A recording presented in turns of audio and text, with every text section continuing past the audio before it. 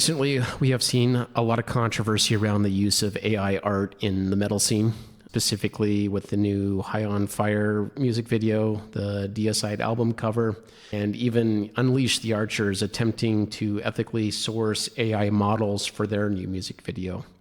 So I thought it would be nice to spend a little time today talking about the state of AI today and where I think we're going to be going. I think I have an interesting perspective here because I have worked in the tech field for nearly 25 years. I'm currently an engineer for a large semiconductor manufacturer who is likely going to be making a lot of money in the AI boom. I'm also an artist. I'm a musician that plays in a band as well as a photographer and videographer. And to me, my time making art is just as important to me as my career. Generally, there's not a whole lot of overlap I found between these two communities, and as such, I think there's a lot of misunderstanding, especially when a new piece of tech comes out that has the potential for a huge impact in the art world. I think one of the big differences between these communities is how their work is perceived. In the engineering side, they view their work as a product, and while on the artistic side, they tend to view it as a process. And while this is not always cut and dry, engineering culture is often focused primarily on the final product, and that anything that can be automated or streamlined to accelerate getting to the final product is considered a very good thing. If anything, the process that an engineer values is being clever about making their process more efficient. Artists, on the other hand, they tend to value the process of making art, not only as a means to create the product, but by internalizing the process such that the process itself is deeply ingrained into the experiences for the artist, which greatly influences the final product. I saw a video here on TikTok recently of Rick Rubin stating that we don't make these things for an outcome. We are making the best thing that we can make. It is a devotional practice, and whatever happens, happens. Streamlining and automating this process disconnects the artist from the process required to make meaningful art. Artists want to spend more time making their art, not less, because that informs the art that they want to make. This is all only often relatable to the artist's chosen discipline. There are many examples of bands that truly attempt to make a multimedia experience with well thought out album covers, music videos, liners, inserts, interesting merch. However, for every band like that, there are many more that are singularly focused on making the music itself and are happy to automate or streamline every other aspect of being in a band. At its core, I think AI offers artists and engineers alike opportunities to streamline their work. However, many people in both communities, I think, fundamentally misunderstand what AI can and can't do today.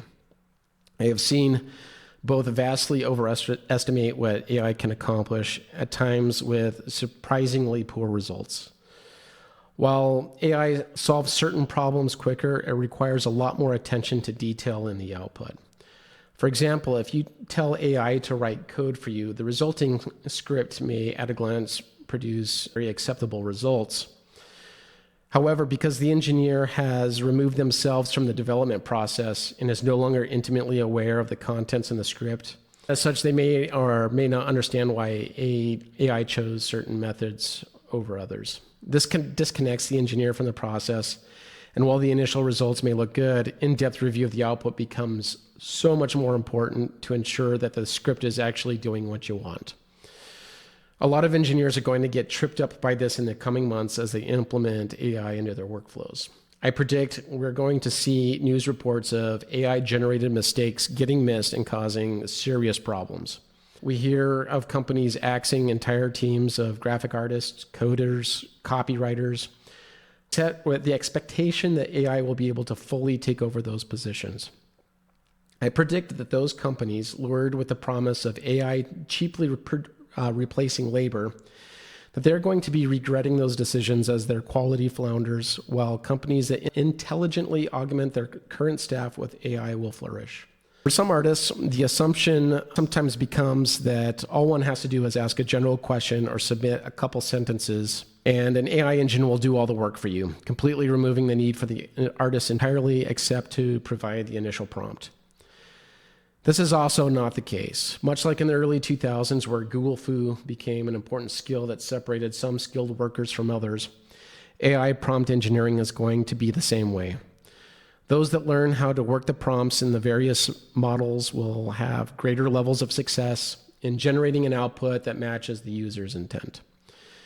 Currently, there is no level of prompt engineering that can generate every possible artistic output, which I'm going to go into detail shortly. Another aspect of AI that is going to impact both artists and engineers is the fact that AI is inherently derivative. It is excellent at compiling known facts and previously solved problems and presenting the user when asked. And for art, it is limited by the art that it is trained on. AI is always backwards looking and is poor at extrapolating future trends and finding truly novel solutions. This also means that how it generates art is always going to be strongly guided by the models that are available to it and likely weighted toward what is more common, meaning creating truly interesting and niche content will always be more challenging. I have found this to be true when I spent some time learning how to use Stable Diffusion. Stable Diffusion is an artistic AI generator that is locally run and generated based on model profiles you load that are created by other users. Because of this, the output generated follows a market dynamic. Where there is demand, models are created and users generate content. This means currently there are tons of models for anime characters and photorealistic women, but if you want something specific, like say animal biology or a niche art style, you're not going to have a lot of success. That being said, being a derivative art form is not necessarily good or bad, as there are plenty of examples of derivative art being beloved. Converge's Jane Doe album cover is a really great example of this. The derivative nature of AI, of course, has been equated to theft by many artists. This is an important debate to be had. But in order to classify AI as stealing would require a complete rewrite of how we interpret fair use laws, which in my opinion would be disastrous. On a conceptual level, it would be hard to hold AI to a standard that is consistent to the ones we hold humans to. Humans are already allowed to chop up, modify, satirize, parody, and sample other works of art and be protected under fair use, for good reason, and regardless if the original artist approves. Additionally, style and technique are generally aspects of art that are not covered by copyright and is generally not treated as theft. Imagine if Meshuggah had been able to copyright the entire genre of gent, for example. Humans do this at a granularity that is a small fraction as complex as an AI model. If an AI is trained on millions of pieces of art, how do you determine what share of an AI art piece is consisted of any single previous piece of art? It would be nearly impossible. What this means is that for most bands seeking to use AI as an affordable means of producing music videos, the art itself is going to be perceived as lazy on top of the negative perception of the uncanny valley effect that AI produces. Essentially, AI music videos are going to be the new visualizer video that's been common over the last 10 years. Now, going forward, I predict AI is going to follow two additional paths that have been established by previous tools. The first path is one of less notability. The AI tools will become more subtle, such that they become an assistive tool for artists to achieve their vision without their hallmarks that make them distasteful. HDR photography and early CGI both have followed this path. Overused, ugly, and off-putting in their origins, but nearly unnoticed now when in the hands of capable artists. The second one is one of achieving cultural significance. There's going to come a day when a groundbreaking artist creates a piece of AI art that becomes significant enough to give the entire field credibility. Think of the next generation's Banksy or Andy Warhol. The artist will likely be invested in the artistic process, not only with prompt engineering, but custom designing their own models as well. Artists that were around before the emergence of this artist will grind their teeth about their changing world and wonder what is wrong with the kids, while artists that come after will be inspired, join the cause, and expand the legitimacy of AI as an art form. Bands that used AI for album covers and videos will have been considered lazy before, but after this point, it will be considered a matter of pride to enlist the efforts of well-known AI artists.